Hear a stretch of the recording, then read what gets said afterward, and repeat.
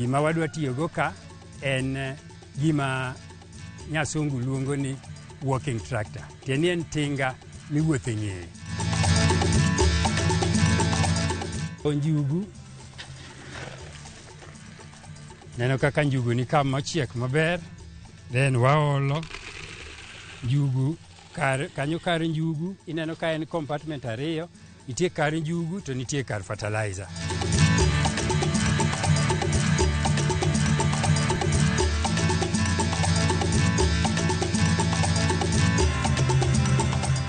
My machine mwadoyogo en weeder.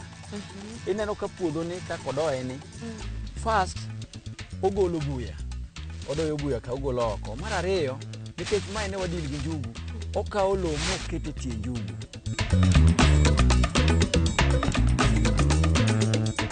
Gi kawuono ni koro wabiro gi machine mago yath iluongo ni motorized sprayer. Motorized sprayer. En machine ma kigo yath to sama thin osegoni kama ng'eny. To kendo berne ni sama ogocho to okelo droplets mag yath ka. Iluongo ni obedo atomized. Koro sama odonje e plant to plant kawe ng'wech. Then nikech ogolo ngufu moro modologo yien to loko ni ng'e kama. Koro tieni yadhno donjo moloyo ka nitiyo gi yore manyachon knapsack migo mos.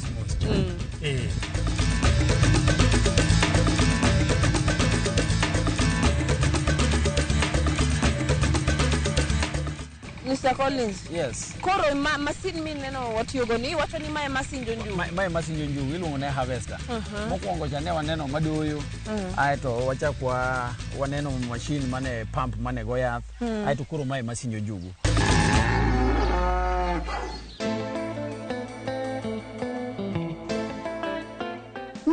Ramogi ajwang'. Kaka pile ineno waseya e puodho to nikech no awacho ni wadwa chopo mixer farm ka. Mixer farm ka e office maduong' mabende ka wadwa loso peanut, wadwa loso njugu mabe achiel kihero. To nikech njugu thothne njugu nigi ber mang'eny e del. Omiyo we wadonj wane gik ma Mr. Charles nigo e puodho kae ka bende wadwa neno masinde mabende otiyo godo.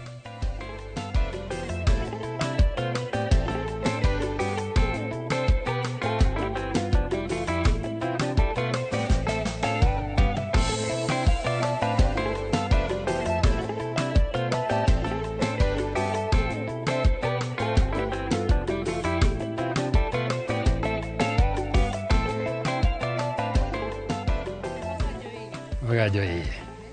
Koro kama wachopeni. Awachoga ni tich tiyo gi lwedo dhi mos. Koro dieche ka ingowa nikech gin gimoro amora otiyo gi mashin. Koro kama wabire ni wadwa poko njugu. Njugu midi achiel. Adwa ni jothurwa oae. Kech ka koro adiyo kama tadwa pong'o gunia achiel. Koro nyisa ni samanga pong'o gunia achiel to an ichula pesa di. To adwa pong'o gunia ni bang' ndalo di. Koro kama wabire ni wan gi mashin.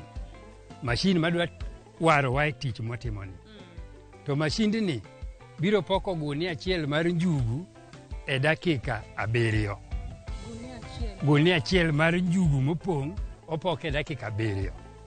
Koro ng'iye ni to mano biro save machalo nade. Otiyo gi petrol, to tiyo gi petrol mathin. Mashindi ni bolos mana ka mixer ka.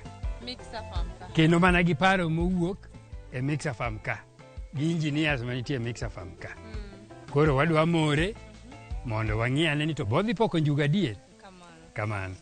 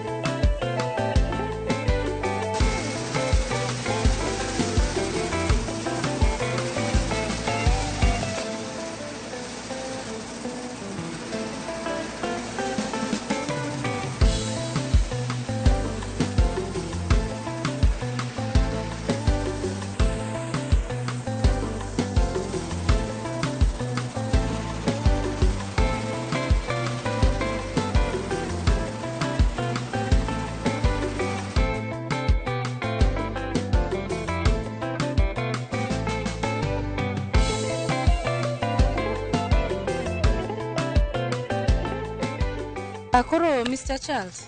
Yes, Jack Black. Koro bang'e aneno ko waseketo njugu ka ma pot kata pot njugu aneno ka thoth kene kiro gimasini kocha to njugu to aneno kwa dongo ka ehe bang'e ka magi osetimore nikech aneno ka okiko ang'o kendo midhi timo nikech koro ka wase keto masin mo otimo gimotimo ni king'iyo gini kata de wadwa miyo mashindi ni max tapa ni 95 moro tok do kosi mana die koro kuom njugu ma ok opokorego tiende ni sama ne waolo njugu ka owinjo be ni wa grade njugu komondi matindo to gi madongo koro madongo ipoko kanyachiel matindo ipoko kanyachiel to another way monyalo timego en ka koro sewuok kama to wanyalo tere gimiluongo ni grader koro grader biro mana kawo njugu mosepoki to we mapok opoki koro mapok opokigo wachako waloko kichungi mar mashin waloko bedo kichungi matin kato koro poko 100%. Manyiso ni pod wan gi kichungi moro kae maka wadwa nuo to watimatima kaka wacho ni no.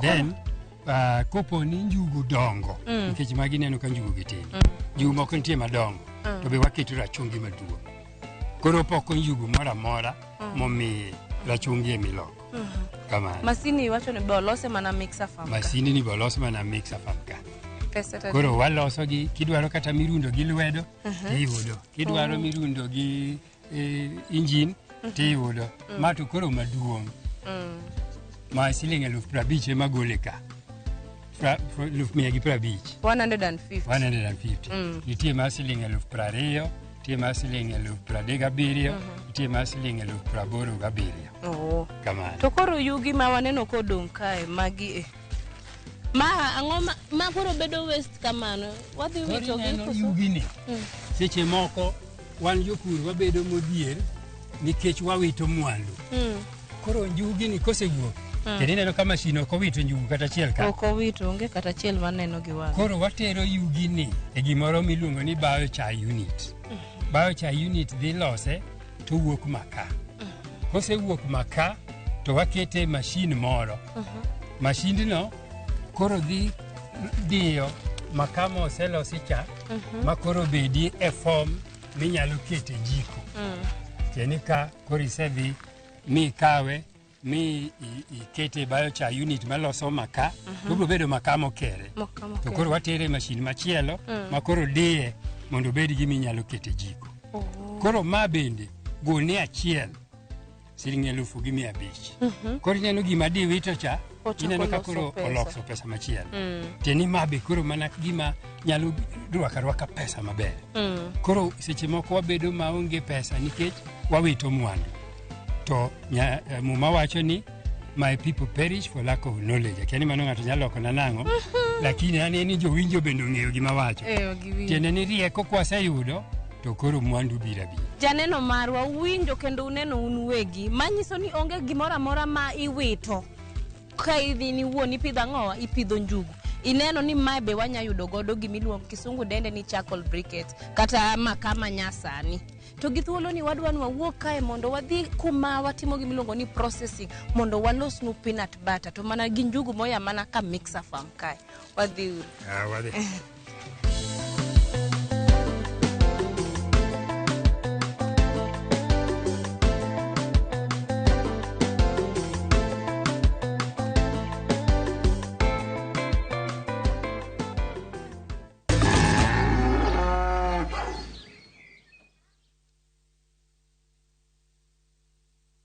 Jatelo mano biro kae nyoro odwari warus kodi hera motwere kidi Lwanda omuoche kindo osiepe ariyo jitengi neno no kende ok nyal romo wange gi nyaka miriambo thinyore lela kendo kelo mirima kod lit anang'ini do ng'at maber kaka bende anyuola kod osiepe nyalo donjo e kindo osiepe ariyogi bedi eno kohera kata matin inyalo chopo kanya gi jal ma ihero kiling'ling ne Suresh ni oko ibende biwadhi ng'at mabo kendo pragia ng'ano nigi hawi kikiwe ma okineno sigana mar hera motwere mar kumkum bagia ok anyal yudo yo manyalo wacho nigo ni aheri yud chenro mar kumkum bagia gi dholuo sani koro e view sasa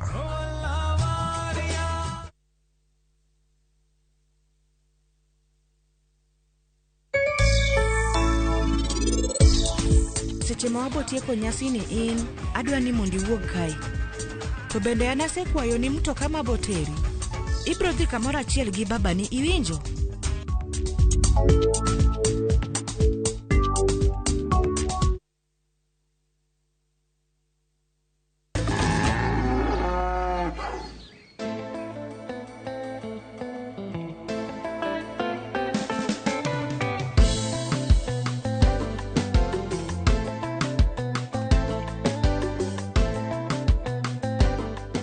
Ka koro ka japur osepuro maber moyudo njugu, to koro wang'iyo yo ma japur nyalo yudo go pesa maber ma embo wachie ni ma tichna ni momiya yuto machalo kama.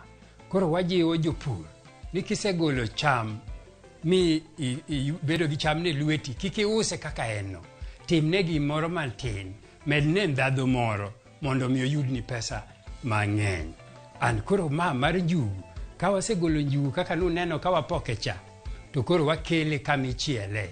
Mashin machiele wan go ka en mashin matiyo gi gas mondo chiedi, to tiyo gi stima be mondo luor mondo kik njugu wang'.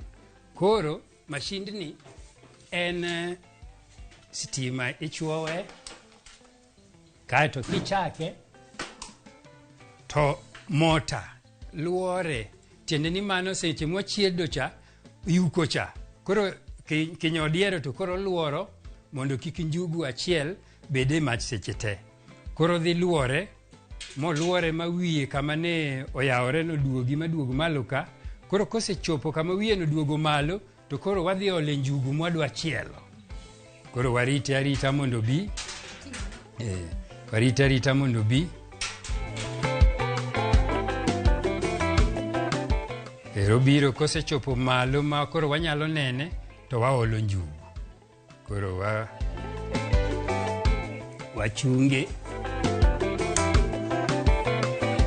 then wadwa olo njugu mwadwa chielo.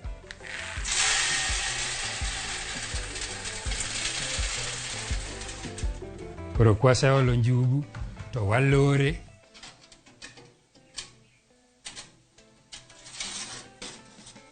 kawase lore to otiyo gi gas.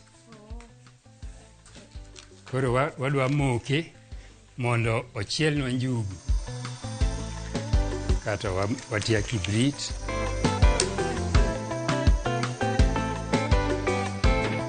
kendo semoko.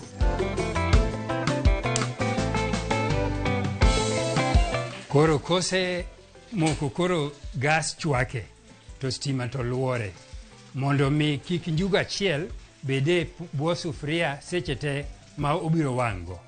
Koro njugu ni ka en gorogoro 5 to bang' dakika 35 to njugu osechiek maler miwuo mana ni njugu mapok ochiel. To sami chiedo no mondo mi kik iwit mach mang'eny, iumo wiye ka. Koro kiseumo to wabiro riembe dakika 35 to njugu tayari.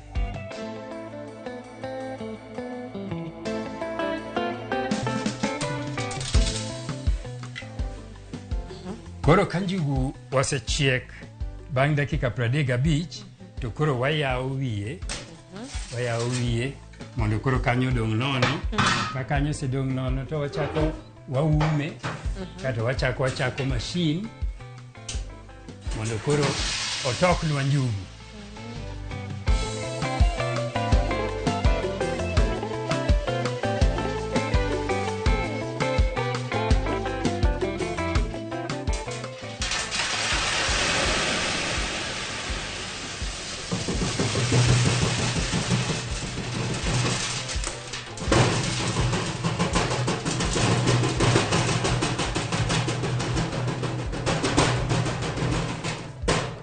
Koro ineno ka njugu osechiek kanyo, kendo en njugu mochiek ma ok inyal ng'e kata no osechiel.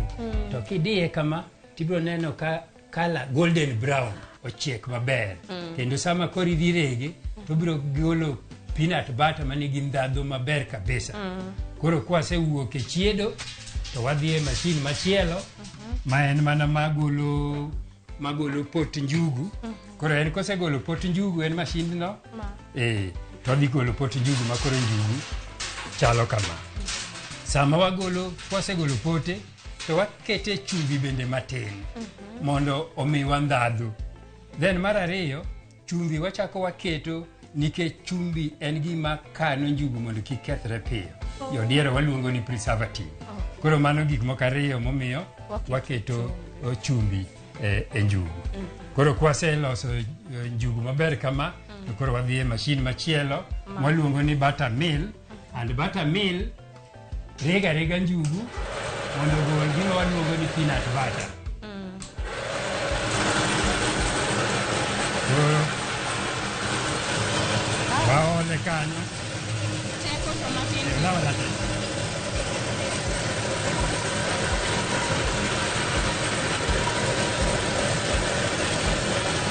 ineno kogolo butter.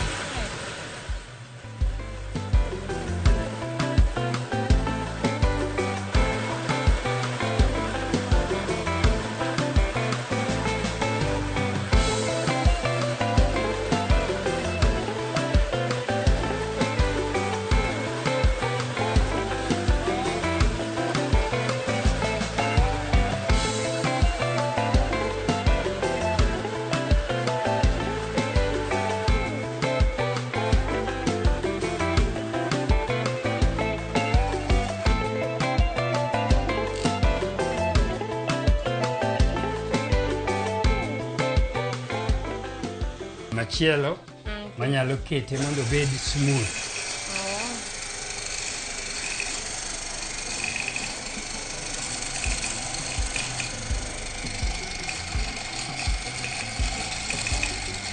Makoro mi obedo mayom ne jok mohero mayom kabisa. Makoro kiwiro to wiro bende mayom.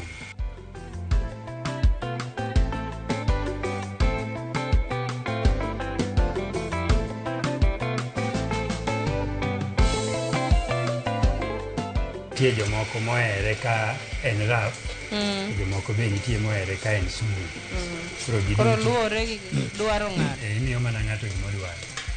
Customer is always right. Always right. Even more so when they are wrong.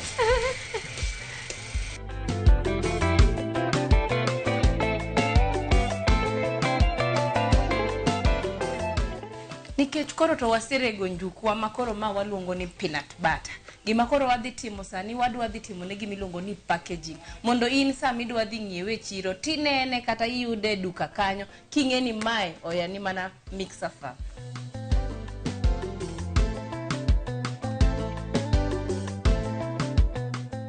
Nyakwa Ramogi ajuang, wan waseloso peanut.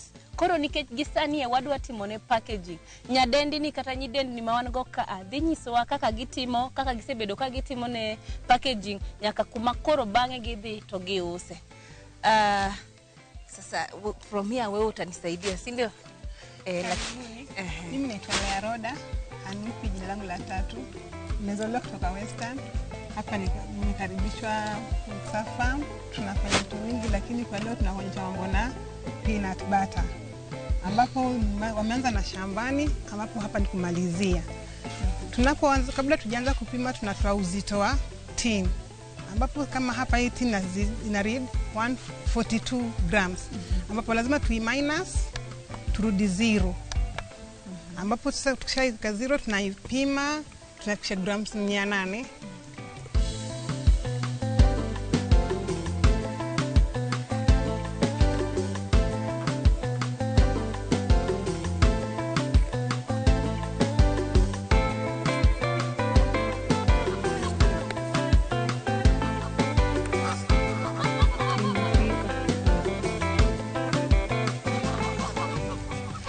Kawaida saa zingine unapata peanut ikitoka kwa machine huwa iko moto sana.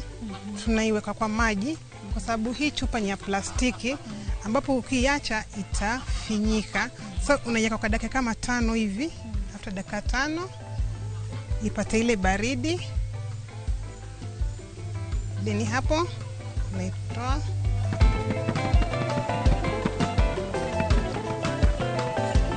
Unaweka lid.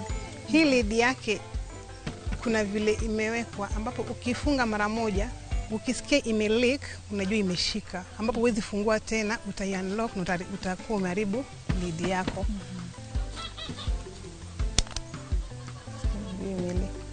Sasa hii ikiwa hivyo, ukiangalia sasa tumeona ilikuwa gramu 800. Sasa ukiongeza na lid na chupa na nini unaona inakuja 809.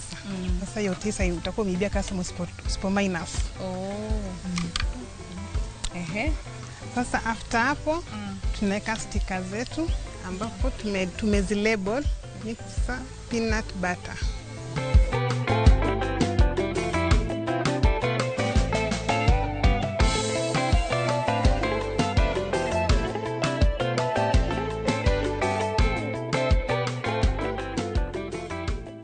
Hii tunauza 350. 350 bei ya shamba. Bei ya shamba. Sio bei ya supermarket. Ya shamba. Na supermarket. Supermarket unaipata kwa 500 kwenda mbele.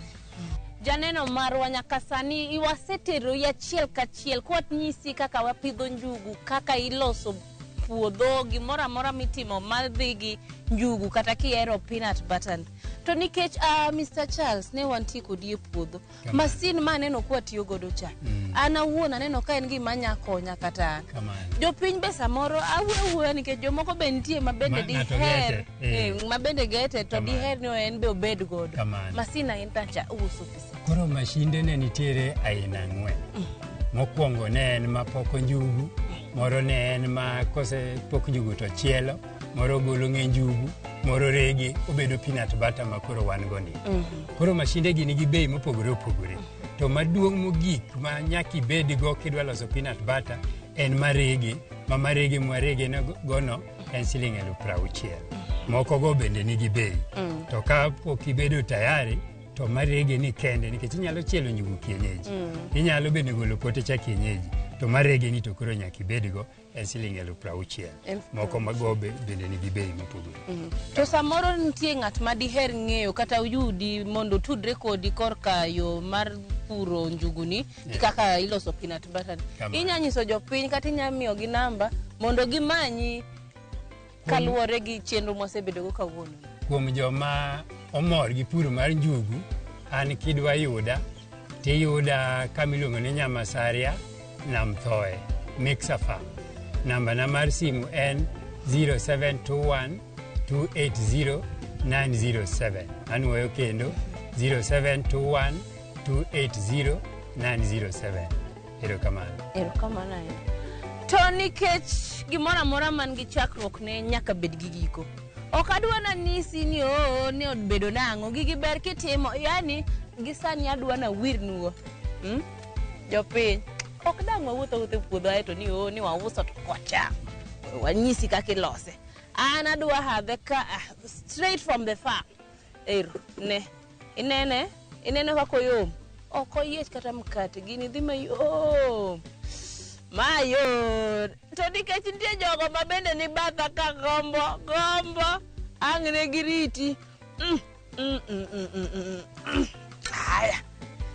Wacha kodi. Nyaka black. Gini le. Ole. Kineno ka ng'ato uso sa te no korwako sa. Sa no ok apari ber.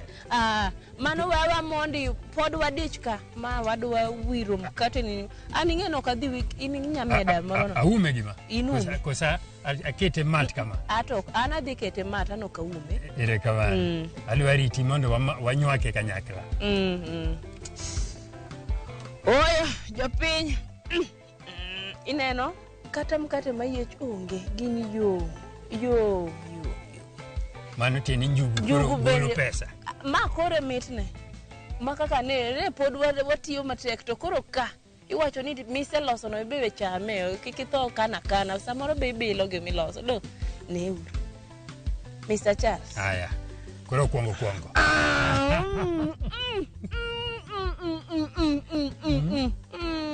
Winjo ko kalo nade lokro. Oronjo. Jokama. Nyaka black so dei. Ato kada kode ato donge rosela be wango. Correct. Wajo moda kachana jokama. Wan mawega wan maber. Kendi ng'eni ma kichamo kata gokinyi. Bang' chopo sa 7 ok iwinj kata kech. Omako ich gidoluo. Omako ich. Ang' iduogi cham mana mama godhiambo. To ok ni sa lunch ni anono. To nikech wan wahero nyisi gigi ka watimo gi achiel kachiel. Yiena mondo akaw thuolo ni mar goni erokamano kuom bedo kodwa chakre nwachak tayo chenro ni ka wigni kata jumani ne wantie Mixer Farm ka bende wan gi jaduong' Mr. Charles ma osebedo ka konyowa e chenro mopogore opogore. Kaka pile ajata chenro ni iluonga ni Alori nyaka Black. Oriti masani dwa chamore ya kotosa.